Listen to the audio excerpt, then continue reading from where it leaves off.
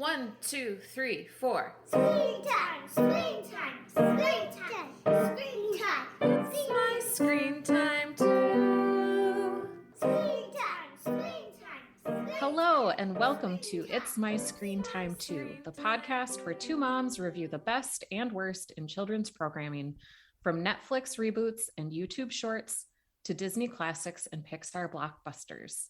We watch, you listen. Find out what you can tolerate watching for family movie night, what to avoid altogether, and what you'll want to watch alone voluntarily. I'm Deborah. And I'm Katie.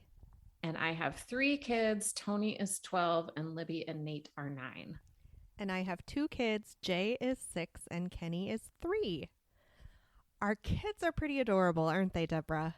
They are. We both like to tell a quick story about how awesome or occasionally awful our kids are, because in addition to being witty and incisive pop culture consumers, we're moms too. Deborah, what have your kids been up to this week? Okay, this is a cute kid story plus a Curtis Sittenfeld adjacent story. No. Just tell a different one. Tell a different one. So Nate is my biking buddy. And so some evenings in the summer after dinner, we'll go on a bike ride. There's a little lake that's close to our house, and there's like an ice cream stand halfway from our house, which is perfect. So we bike to the ice cream stand. I buy him ice cream. We listen to music. We watch the sailboats. We bike home. And the last time I took him there, so Curtis Sittenfeld lives in Minneapolis, and I am pretty sure that I saw her, although I was like 90% sure. So I made Nate stand by his bike so I could try to get a picture of Curtis Sittenfeld in the background. So you're not one of those people that's comfortable like going up to a celebrity you admire and just expressing your admiration? Well, I told my friend Amy, friend of the pod, about it. And I'm pretty sure that Curtis Sittenfeld was on to my kind of weird staring behavior. And Amy was like, you should just tell her you're a fan next time. And I don't know. Can I bring myself to do that? Maybe. Can I ask for a selfie? I don't know. Well, what if it wasn't Curtis Sittenfeld? That would be really weird. Well, then I think the anonymous stranger would probably be flattered if they knew who Curtis Sittenfeld was. Oh, I would love to be mistaken for a famous novelist. Sure. I am also not the kind of person who can coolly approach famous people because I assume that they are going to hate me internally or reject me outright. Yeah. But I do have a cute kid story. Let's hear it. Okay. So yours involved ice cream. Mine involves slightly more adventurous eating choices. You know, we struggle with eating here in my household. Mm-hmm. So randomly on Monday night, I was going to order some takeout for myself and just have the rest of the family eat something boring. And Jay said that he really wanted to try some sushi. Ooh. I didn't encourage him to say this. He just said it himself. So I got super excited. And of course, I way over ordered sushi from the delivery sushi place. And only the blandest, most kid friendly sushi. So stuff that I would only kind of sort of like if I'm just ordering for myself, which was, the plan to begin with was to order food that I would like. Right. And then, of course, the sushi comes and he's so cute. He takes one bite of a corner of a salmon roll and it's not my favorite. And then he takes one bite of a corner of something else and he says, not my favorite. And then that's it. And then I'm stuck with smoked salmon and cream cheese roll. Is sushi good? I've never had enough sushi to have leftover sushi. Is it a leftover food or do you kind of have to eat it all? I saved some in this case because there was definitely stuff that wasn't just raw fish. I'm fine having leftover imitation crab. I think that'll keep in the avocado fridge. rolls. Yeah. So I think that's probably fine. I mean, sushi purists would probably poo-poo it, but I don't see why not. Well, I'm glad that he gave you a glimmer of hope for the future. Thanks. I don't know. So was I. We always tell our kids that you have to try a food that's not your favorite like a bunch of times for you to start liking it. Yeah. So this was one of 10 or 30 before he's fully on the sushi train. Yes, it was fun, if not ideal. Listeners, if there's one thing we've learned in our years of covering all things screen time, it's that there's no one size fits all solution for every parent, every kid, or every family, and that the research telling us how to use screens with our kids is spotty at best. Just like with everything else, we've all got to figure out what works best for us. Sometimes what works for Deborah and me will not be what works for you. And with that in mind, I am thrilled to welcome our guest today, who is going to turn all my recent Marvel hatred on its head with the unique and special way she approaches the Marvelverse, MCU. What do I call it? Yes, it is the MCU, the Marvel Cinematic Universe. Okay, listeners, the MCU. Please welcome Bree Willman, mom to 2 boys aged 9 and 11. Welcome, Bree. Thank you. Thank you. So let's just jump right in. When did you first introduce your kids to the MCU? So when my oldest Bradley was 4, he got really into Power Rangers. It was on a streaming service and he wound up like binge watching like 10 seasons worth of Power Rangers. And I noticed that he could handle it.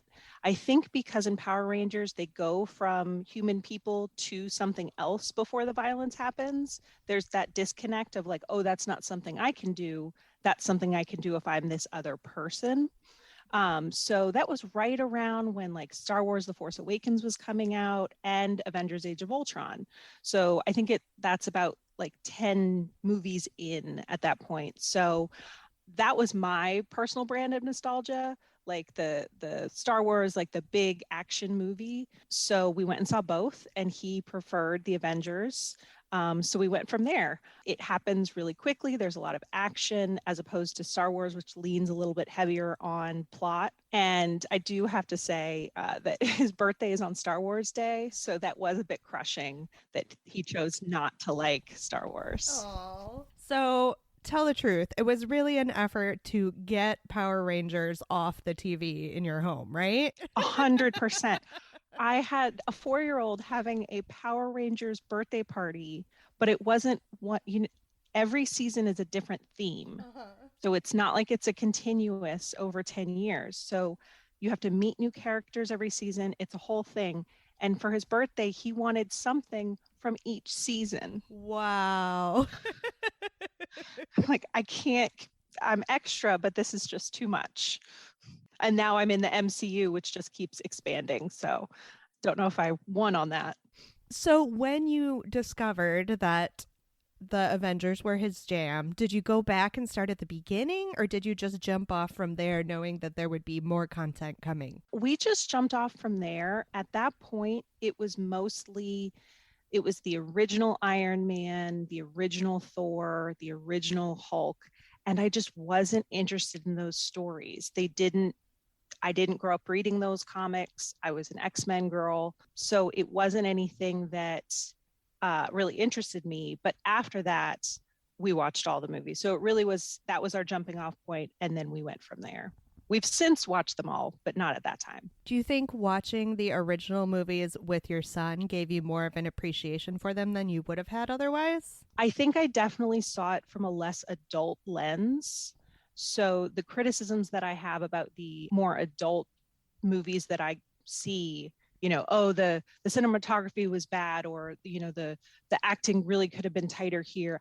I'm less critical, which makes me enjoy it more. I guess the flip side of that is, how do you tackle the more mature topics as they come up with him? Like, do you find that he's still just totally unfazed by the violence and you don't really have to address it? Or do you talk about it at all now that he's getting older? So violence kind of goes in 2 categories for me. It's either the hand-to-hand combat or the fantastical. And Marvel is definitely more fantastic. That's not to say there aren't issues with hand-to-hand. Like in Black Panther, someone gets their throat slit. There's no blood, but it's very violent. and it's hand to hand.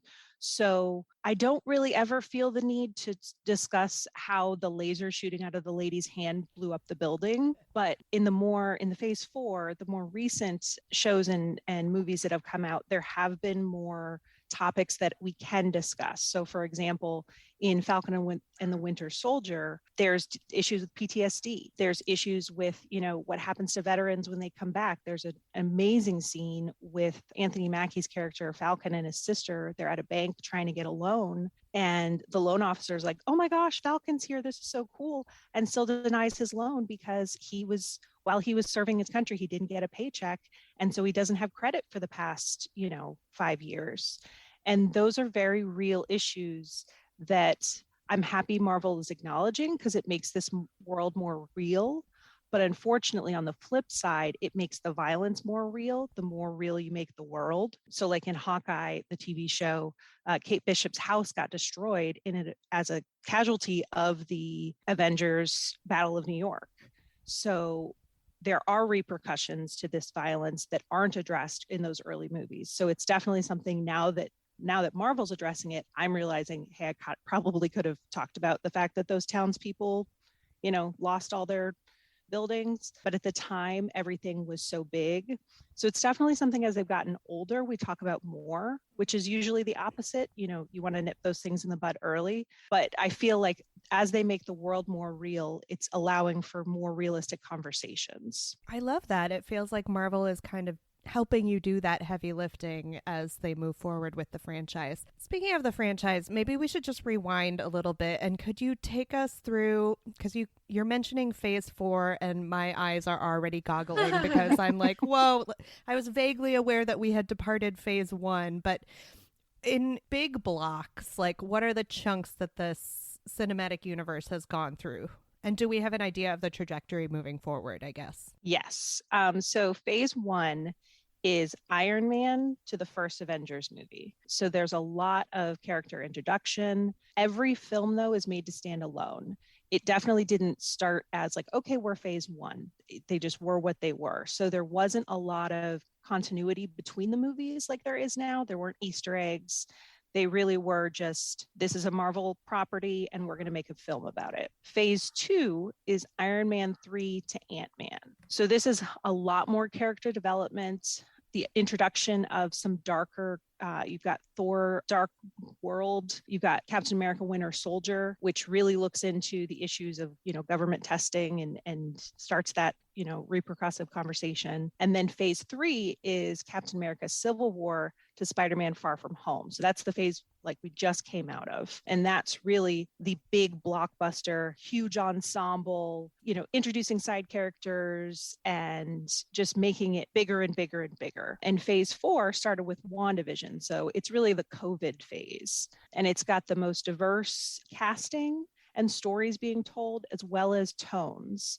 So you've got something like WandaVision, which is completely different than anything that Marvel had put out so far. But so is every show that they've put out since, Loki, Falcon and the Winter Soldier, Hawkeye, and now Ms. Marvel. And the movies are also reflecting that. The most recent Doctor Strange Multiverse of Madness movie is a straight up horror movie. Like that one really, took me off guard because of how different it is from that kind of formulaic Marvel movie. Do you think, is there an element of like crass calculation in this phase 4 where they're like, okay, so our marquee names from like when we first built this universe are moving on to other projects or aging out of the franchise?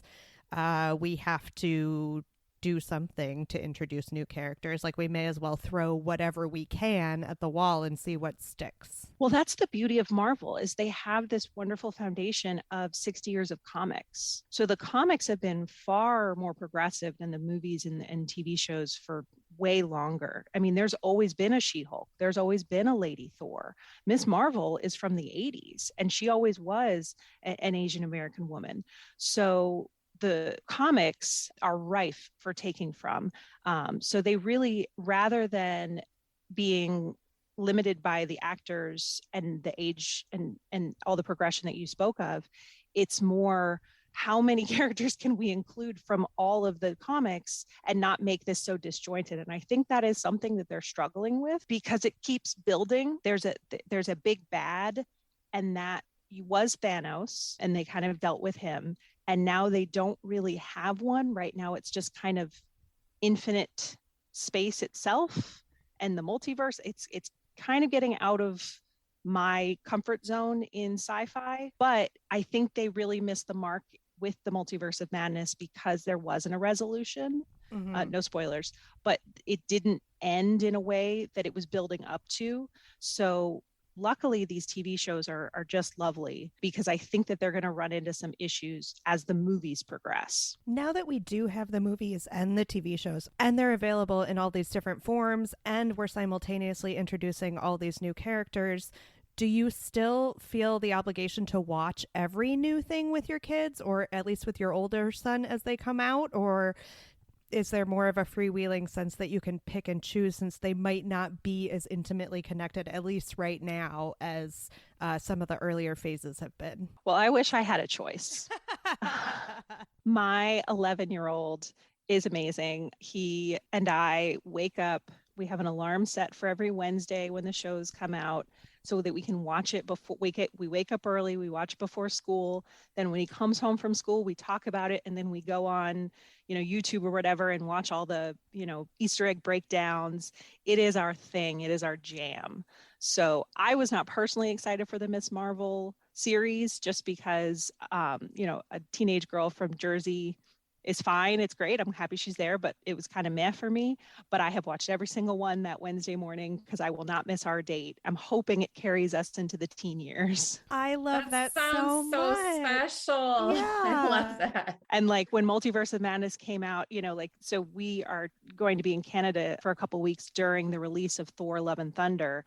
And they're like, we got to find a movie theater, and like, we got to, make sure that we don't miss it. Da, da, da, da. So it's become a family thing that we watch together. So yes, it's not always what I want to watch, but I will never say no to them wanting to spend time with me watching it and discussing it. Does your older son then like vet with you the ones that he thinks his younger brother is going to want to watch?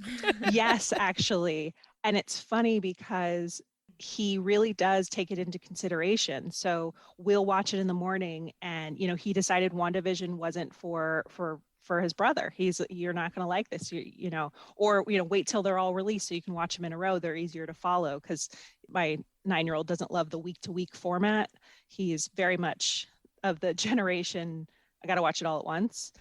So yeah, no, it's cute to see their interactions as well, even in their imaginary play. Which they still do. It's, oh, you be this superhero and I'll be this superhero, and who do you think would win? Like, there's still super fun conversations that happen around it. I love that so much. It's a real family affair. My husband's not quite on board. He thinks we're all very nerdy. I was just going to ask, has this seeped into your Halloween costumes, and have you ever done a family Marvel? We MCU have been a costume? family of Marvel twice. Different ones each time. Yes. That's awesome. So, and we have just other costumes in the house for just random playtime. Less so now, more when they were, maybe 7 and 9. I can't quite get my almost 6th grader into a Spider-Man costume anymore, but he'll wear the branded gear. So, although, because I've only watched the pilot of Miss Marvel so far, but like, was he watching them like meticulously creating this Captain Marvel costume and being like, oh, maybe I need to get into airbrushing? Well, and that's kind of the reason I do like this new series for kids who are aware of Marvel, because there's a whole cottage in it's not cottage anymore. YouTube is filled with people like her who are cosplaying, who are doing breakdown videos. I mean, it really is a form of entertainment now. That there's podcasts and YouTube shows, and it's all over TikTok. So they're already exposed to this. So having this character be a content creator was brilliant on Marvel's part, because they already love all that. it's already what they like. And so now it feels like you're doing that with somebody you already know because you're familiar with what a content creator is. Oh my gosh, anything to give me as a parent a foothold into what the heck is going on with kids' YouTube habits. I really need all of the introductory materials I can get. Well, now with YouTube short, I'm just going to vent real quick. I hate YouTube shorts because my kids are not allowed to be on TikTok. And they know why. We talk about it. It's not just that you could be exposed to something. It's that 30 seconds at a time is no way for your brain to function. I know what it does to me. I'm on it for hours. I'm the, test case. And, I'm like, I don't like that I do this. So now that YouTube Shorts exists, I have to be much more cognizant of their screen time watching it, because it used to be they would watch a 20-minute video about a kid talking about this one scene in this one show. And now it's 45 seconds. And so unfortunately, that is where it's shifting, is the smaller things. But there's so much out there about theories, and then of course having two white boys and them being on YouTube as much as they are. My son loves a conspiracy. Like, that's fun. And so Marvel allows you to have conspiracies that are pretty safe. I don't think anyone is making decisions based on those theories, but it's a slippery slope. That is the conversation we have more often now is, hey, this is fun. Let's talk about some critical thinking. Let's, even if in the context of a Marvel, spoiler, let's see if that makes sense. And it's the critical thinking that I think is the way you can protect your kids against those scary YouTube things. So it's definitely that critical thinking of, yes, technically, correlation doesn't mean causation, and really reiterating that, which is the conversation we have more often than necessarily the content. It just feels like such a relief to me that you are using these stereotypically two-dimensional, what I, as a very casual viewer, would think of as two-dimensional superhero movies and television shows, to have a deeper, meaningful conversation about how to be in the world with your kids. I find that to be so refreshing and, like I said, honestly, a relief. You realize very quickly that they know what's happening. So they might not pick up on the throat slash, like that might not be the thing that they remembered from the movie, but they remembered that in Black Panther specifically, that, Wakanda had to protect itself from the rest of the world. Well, why do you think that is? And when they went out into the world, it went miserably. They're at war now. Well, why do you think that is? So the conversations that you can have about it aren't necessarily the pause it and explain this particular reference. It's more when you watch them afterwards, how are they bringing that into their lives? With younger kids, you can always see, the Spider-Man. And the reason I like Marvel for younger kids is because a lot of the fighting is done with characters that are 20 feet away from each other. Mm-hmm. So it's a lot of like hand gestures and like angry pointing and, making circles and stuff. And so it's very safe play. And then if that turns into something more, you can intervene. But that was kind of my litmus test on how my boys were reacting, was watching them play. All of a sudden, they're not trying to punch each other in the face. They're trying to, maybe throw something. There's not a weapon other than the weird thing that's coming out of their hand. So when I think about the violence in it, that really is what that line is. There's not a ton of stopping and saying, hey, this is not the way this, don't hit other people. It's, don't blow up buildings with your hands. An important reminder for all children everywhere. So for parents looking to introduce their kids to the MCU, do you think there's a particularly good spot that they can use as an on-ramp that isn't maybe necessarily you have to go all the way back to Captain America, the first Avenger or whatever? Well, I think the best one is Spider-Man Into the Spider-Verse. Oh, loved it. It's the only animated, and I think it's fun. There's music in it. It's quick. Visually, it's insane. And it's genuinely one of the best movies plot-wise as well. So it's a really good one. And your kid is already seeing Spider-Man everywhere. My kids had Spider-Man underwear before they knew what Spider-Man was. It's so omnipresent that it's a nice one to kind of satisfy that. And then if you really want to get into it, I would say start with the original Avengers And if your kid likes a character, finds one that intrigues them, then you go and watch their solo stuff. And within their solo stuff are some other characters, so you can kind of branch from there. There's a big argument out there about whether you do it chronologically or release date if you're going to watch it from the beginning. I'm on team chronological until you get to Black Widow, then it messes it all up. And then the only other recommendation I have, as far as if you have a casual fan in your house who just wants to watch something fun, Captain Marvel is my favorite. It is so fun. It introduced my kids to so much 90s music, which I love. And then Thor Ragnarok is really funny. It's Taika Waititi. Love everything he does. And then Spider-Man Homecoming is another really fun intro into this world, and it's with a teenage boy, which is just sometimes easier than seeing, an eccentric billionaire build a suit. Yeah, those are great recommendations. Thank you. Mm-hmm. Well, Brie, thank you so much for talking with us today. I feel like you've given us a lot of food for thought. I feel a lot better about introducing both my kids to Marvel in a more thoughtful way. Feels a little less overwhelming, a little less chaotic, and I really appreciate that. No problem. Yeah, same. This feels like a good summer goals for screen time goals for my family. Thank you so much, Brie. This was a really fun conversation. Yes, Thank you, this was guys. lovely. And you'll have to come back and talk to us again soon. I'm sure we'll have like 80 years more Marvel content in the next 6 months. Yes, when I've traumatized your children because you've watched everything, we can talk again. Oh no, my gosh, they'll be so grateful. They'll be like, someone convinced you to let us watch these? That was so much fun, and I feel so jazzed about discussing the show we're reviewing today now. Me too. Let's move on to our main order of business. Ms. Marvel is a 6-episode miniseries on Disney Plus. The first episode dropped June 8, 2022, with new episodes airing weekly.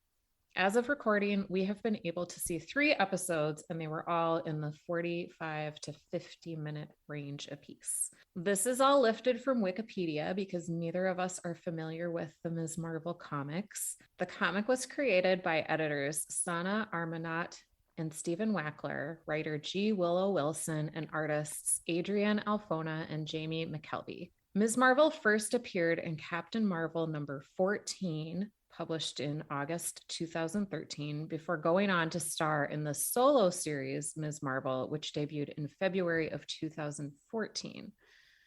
The first volume of Ms. Marvel won a Hugo Award in 2015, and Ms. Marvel is Marvel's first Muslim hero with her own comic. The show was created for television by Bisha K. Ali, who also wrote for Loki, which is another series in the MCU. And she also wrote for 4 Weddings and a Funeral, which is like a Mindy Kaling reboot of the iconic Hugh Grant classic. So in this show, a Pakistani American teen who is obsessed with Captain Marvel finds out that she has superpowers of our own. Why did we pick it, Katie? Well, again, as I mentioned in our interview with Brie, I just have been like nothing but a downpour of downerness all over the MCU lately. I complain about it on the show all the time. I'm never excited to watch anything new that's coming out. So I felt like if anything was going to get me excited about Marvel again, this property had enough buzzwords to get me there. There's a young female protagonist. There's a storyline featuring people of color, which we don't often get in the comic space. So I thought if anything was going to push me over this ledge, it was going to be this. So we watched the first 3 episodes, episode 1, Generation Y, episode 2, Crushed, and episode 3, Destined. We'll quickly go through the episodes one by one and then move on to our more general thoughts. Katie, take us away with a summary of episode 1, please. So in the first episode, we meet Kamala, her parents, her brother, and her best friends. I'm going to try to avoid any big spoilers. So let's just say that the episode follows her quest to attend AvengerCon, which is a fan conference for all things Avenger related, as the name might imply.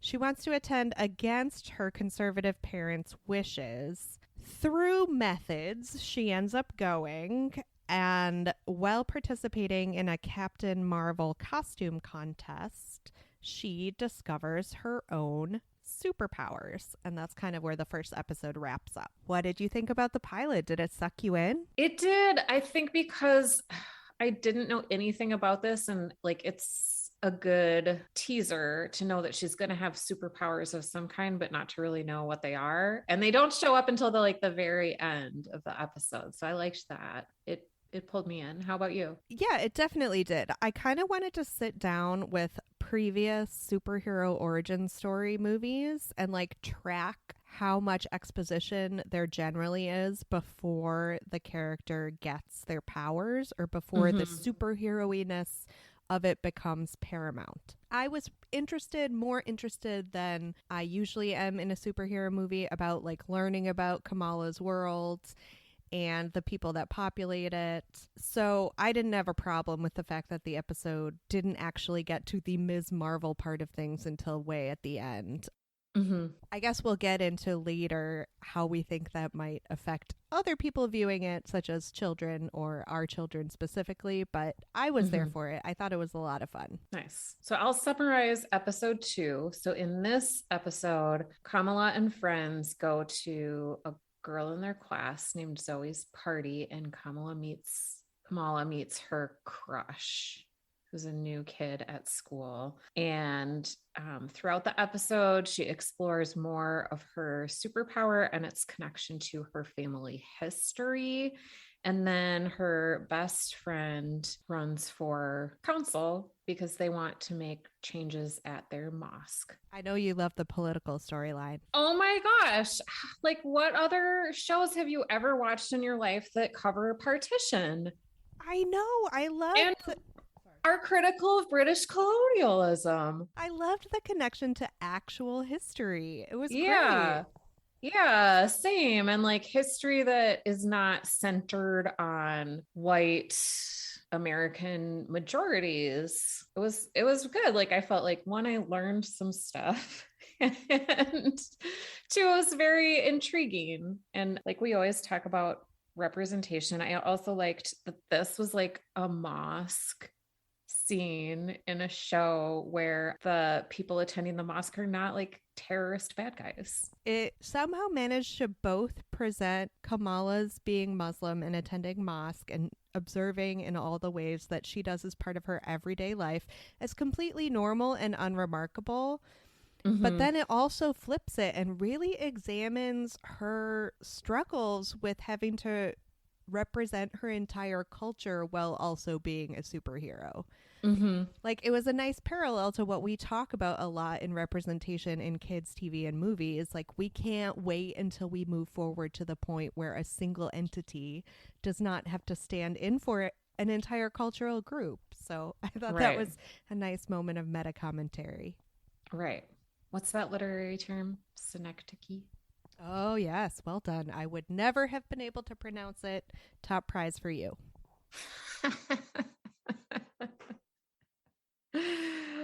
Do you want to summarize episode 3? Sure.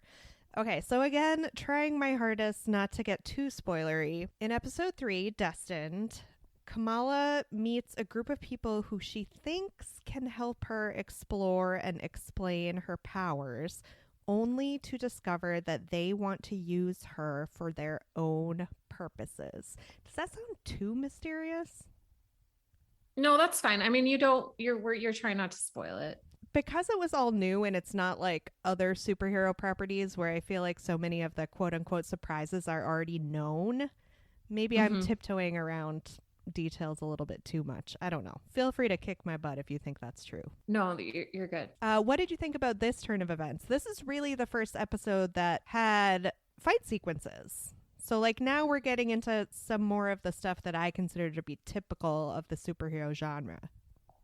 Yeah, the superhero stuff has been kind of on a slow burn up until this point. Me, I'm not a huge superhero movie or show person. So like I would honestly watch this without the superhero stuff. So like it was fine, but it's not what I was yearning for or like really holding like waiting till it showed up, I guess. How about you? Agreed. I found the introspection of the second episode, where Kamala was really starting to think about how she could use her powers to help her community, way more intriguing than the introduction of an external bad guy in the third episode. Although, tell me if you felt the same or if I am just a crazy person. There is an extended, like, kind of cat and mouse sequence in episode 3 that takes place in an industrial kitchen, and all I could think of was Jurassic Park. Like, are we even allowed to stage things like this post 1993? Like, all I could see was that, like, little girl with the, like, raptor coming around the side of those big silver cabinets the whole time it was going on. Oh yeah, I didn't draw that same parallel. That's a good reference. All right, should we move on to our overall thoughts about the show? Sure. So how about on just the general concept and plot? Did we like it? I think I made it clear from the jump that I was super prepared to like this. Mhm. So it would have really had to have screwed the pooch for me to change my mind. I was really relieved to have a fresh take on something that has felt so stale to me for so long. Mhm. How about you? Yeah. I liked it a lot. I think just like the superhero archetype done in a different culture, gender than we're used to is good. But just on a whole, like this show was really well written. Like the character, like I can't think of a character that I didn't feel really intrigued by, entertained by. Like all the characters really good. The dialogue was fun. I thought it was well directed. I really liked the main actor. We'll get into that later. Yeah, she had a nice profile. I don't know if it was in the New York Times. I'll try to find it and link to it on our socials about how excited she was for her first job to be on a Marvel property because she's a Marvel fan. I loved that character so much because when you think about superhero origin stories, and particularly teen superhero origin stories, the one that always comes to mind is Spider-Man, right? Right. And Spider-Man is like the super nerdy guy that is always picked on at school, and he's shy, and then he gets to turn it all around and get these special powers. So this is the roadmap that we're familiar with. And I love that they managed to give us some elements of a similar personality in Kamala. But, you know, she's unpopular, but she's not necessarily shy. She still puts herself out there.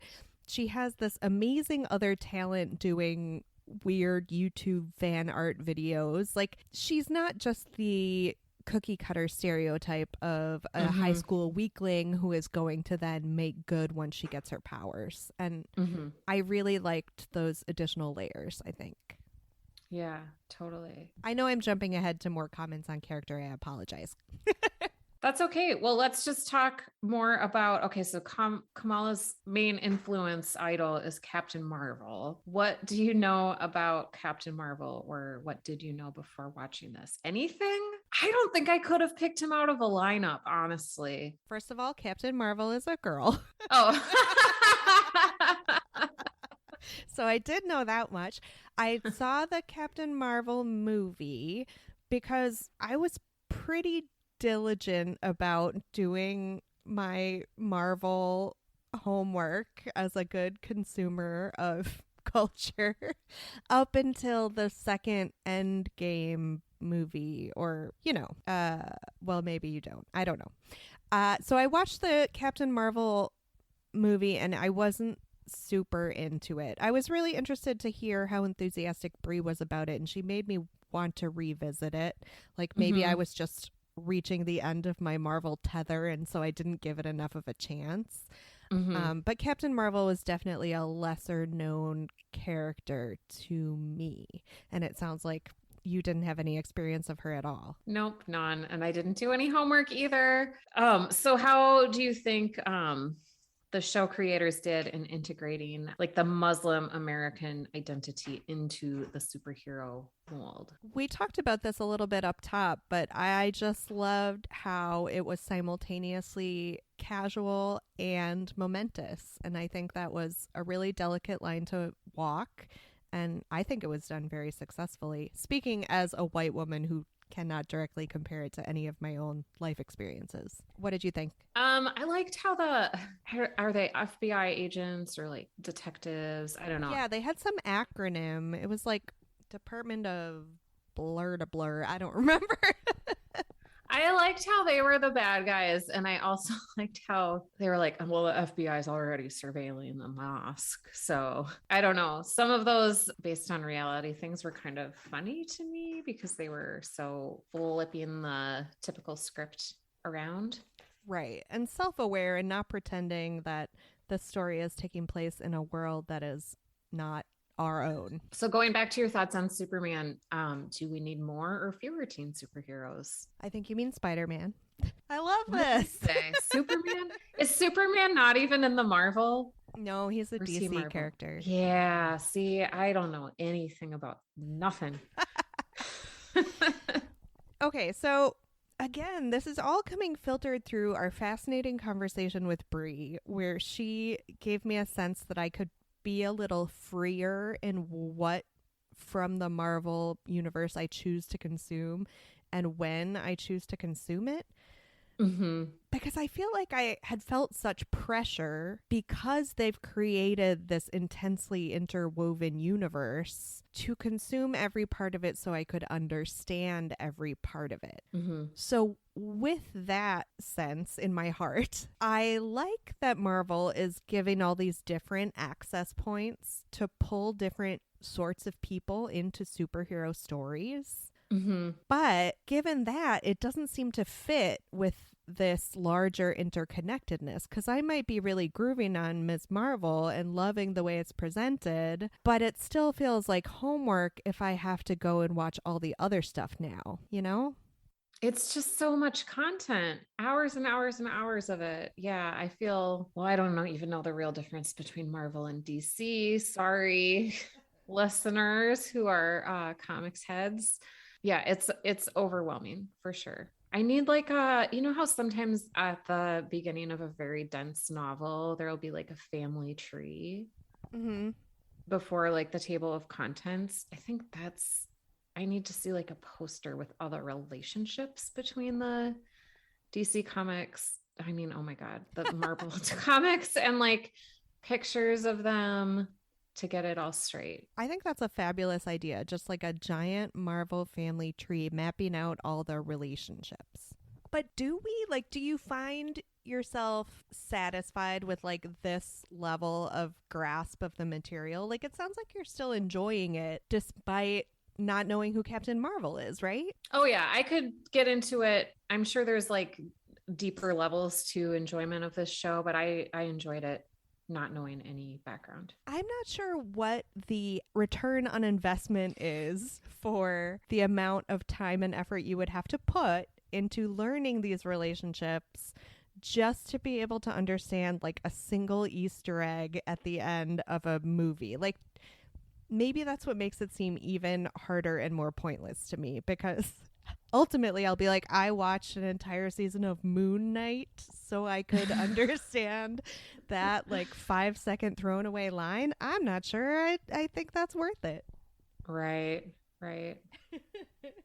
But that's a long way from here. We're talking about Ms. Marvel, and it sounds like we're both at least enjoying it on the surface. Yes. So who among the cast members did you most enjoy? I know you want to talk about Kamala's best friend, Nakia. Yeah, she was really good. I thought she was great. She was kind of the teen spokesperson for the value of her faith in her life. And she made a lot of subtext text, which maybe to a lot of people wouldn't be necessary, but I thought it was done with a very light hand through a really compelling character. And I just really liked the job the actress did playing her. Mm-hmm. I also liked the best friend, Bruno. And Kamran, the crush.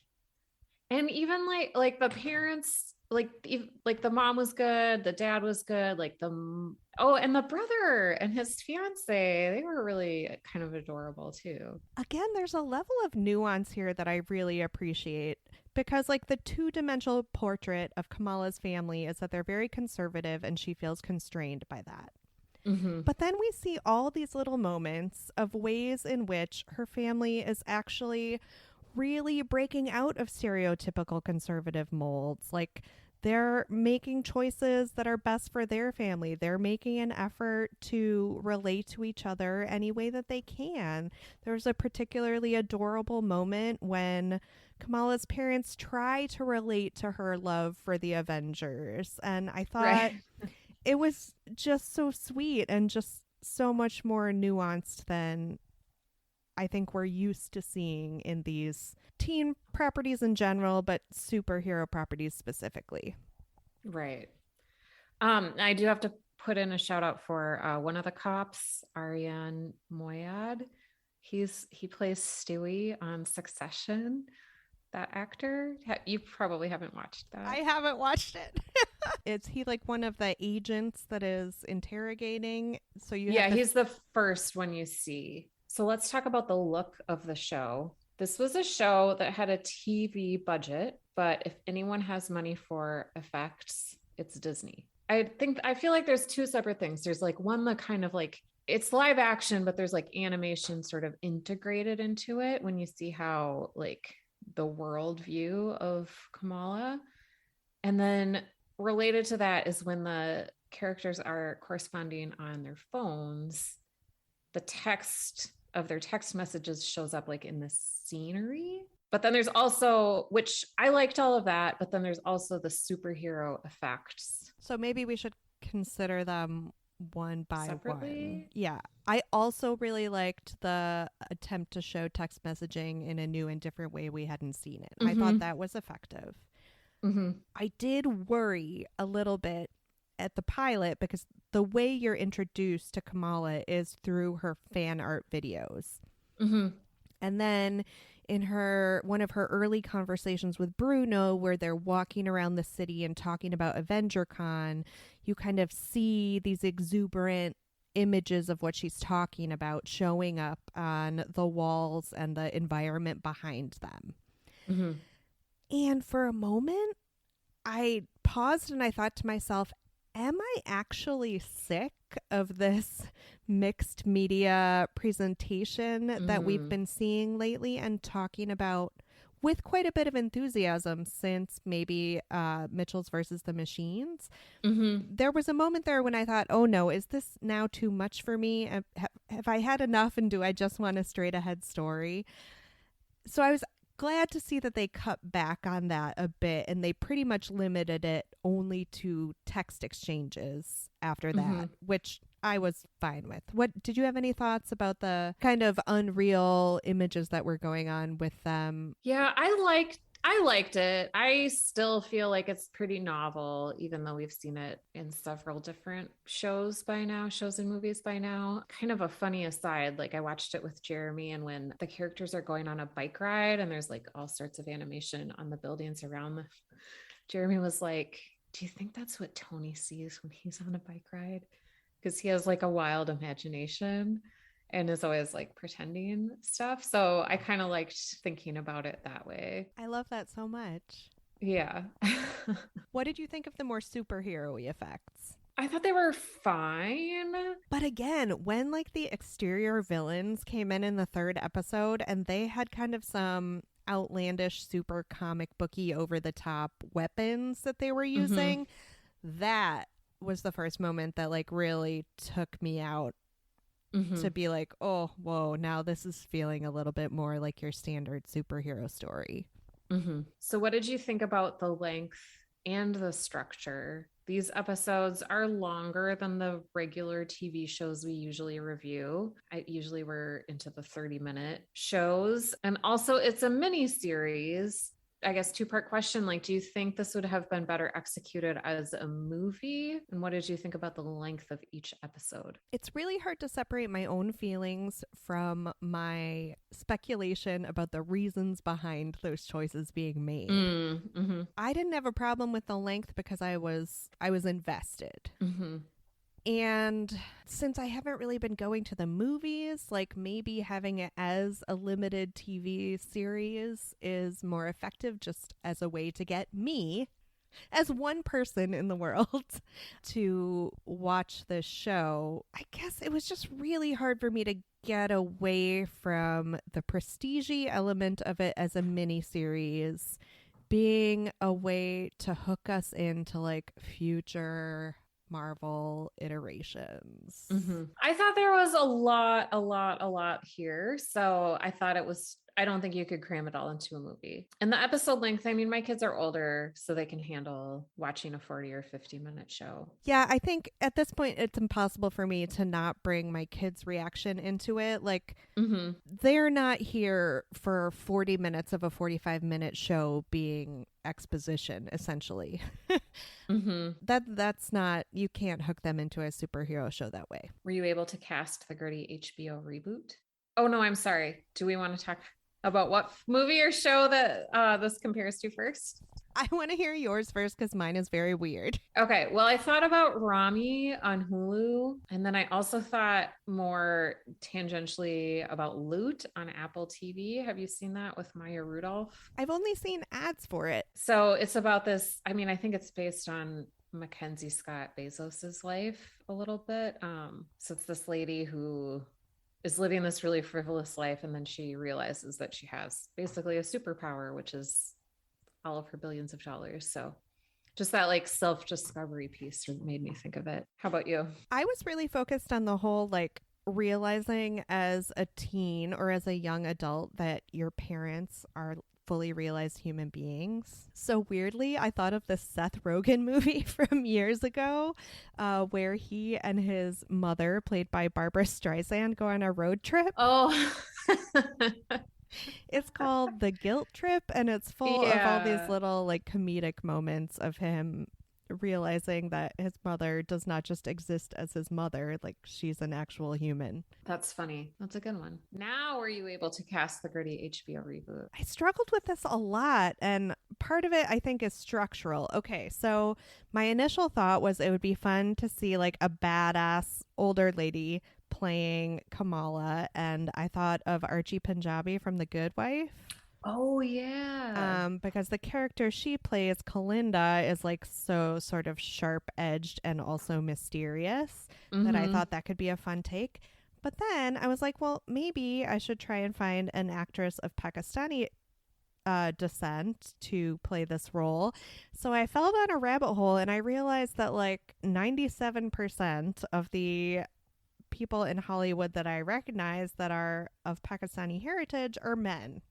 So then I just got kind of depressed. Not that I wouldn't like to see Riz Ahmed or Kamal Nanjiani in like a slightly more mature version of this story. If you catch my wiggling eyebrows on the mic, you understand what I'm getting at. But my point is, I was disappointed I didn't have more ladies to choose from. That's funny. I did cast Riz Ahmed as Kamran, the crush. So I see where you're going. I also couldn't really think of any Pakistani actresses. So I went with Priyanka Chopra Jonas as Kamala. Does she act? Isn't that her thing? Oh, I have no idea. Isn't she in like Black Mirror or Black Widow or something like that? I don't think she's in Black Widow because that's all Russian people. Okay. And then I would cast Jay Duplass as Bruno. Oh, he has the look. Was it better when we were kids? No. We didn't have superhero stories about women. We didn't have superhero stories about people of color. I mean, to be honest, at that point, we barely had superhero stories. So your mileage may vary on whether or not that was a better situation. Yeah. I mean, the closest thing we had that I ever got into was She-Ra. Would you ever watch this alone voluntarily? I fully plan to finish the remaining 3 episodes. I think Kevin will watch them with me. Mm-hmm. How about Yeah, you? I would definitely watch it. Is this Okay, because it's a mini series, is this it? Or will there be another season? I don't know if there will be another season. I think if there is another season, it won't come until after the next Marvel movie or the first Marvel movie that they're planning to have Ms. Marvel in, which, I read the title of and then I immediately forgot because I was like, oh, it's just Marvel Teen Force. But it has a more impressive sounding name. So there'll be a movie before there's another series, if there even will be another series. I don't know. 10 seconds on whether this is good for our kids. I already kind of said that my kids are too young. The shows just straight out are a bit too long. And for better or worse, like they kind of need the schlocky superhero content to keep their attention. I think for a certain kind of boy, older than mine, this might be a nice way to like hook him into female-centric stories in a way that doesn't feel like homework. Yeah. How about your kids? Yeah. I think they would like it. I would have no problem with them watching this. Ratings? 4.5. Same. 4.5. That was good. Unexpected fun. All right, listeners. Well, thank you for listening to this episode of It's My Screen Time 2, and a special thank you to Brie for chatting with us about Marvel and opening up our eyes to a new way to consume superhero content with our kids. Please go ahead and check out our website at myscreentime2.com and also rate and review us on Apple Podcasts or your podcast platform of choice. You can find us on pretty much all the socials, Facebook, Instagram, Twitter, and even Gmail at myscreentime2. Send us your show or movie suggestions, article recommendations, general comments, or listeners, if you have a unique way in which you approach screen time with your kids, we'd love to hear about it. Our theme music was composed and performed by Deborah and her adorable children, and our podcast is produced by me, Katie. Tune in next time for more real talk about the movies on TV we watch with our kids because we have to, and sometimes because we like to. Screen time. Screen time.